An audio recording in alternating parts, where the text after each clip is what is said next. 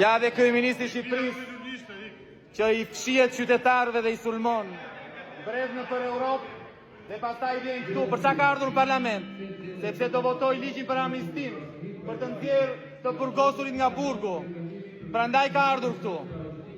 Ja dhe kryeministri që i ka dhënë Shqipërisë 3 qeveri të korruptuara, që mbron të korruptuarit nga burgu.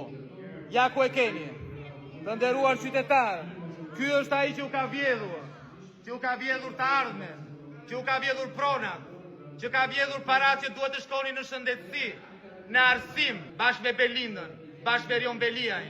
Por tani njerëzit e kanë kuptuar dhe duan fundin tënd, duan dorëheqjen tënde, duan në burg. I ke dëgjuar qytetarët apo jo? Dëgjoj mirë, të duan në burg, sepse i ke vjedhur, janë shqiptarë. Nuk janë iranian, nuk janë serb, nuk janë grek.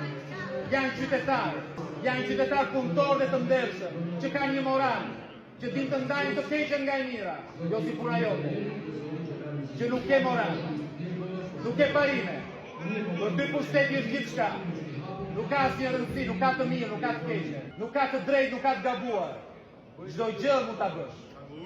Kjo është diferenca. Dhe qytetarët duan një Shqipëri ndryshe. Nuk duan më Shqipërinë tënde. Shqipëria do i kthehet shqiptarëve. Shqipëria e shqiptarëve. Shqipëria do ju kthehet shqiptarëve, prandaj kanë dalë. Prandaj kanë 18 vite protestojnë, edhe në këtë moment. Ja ku e keni. Ja ku e keni.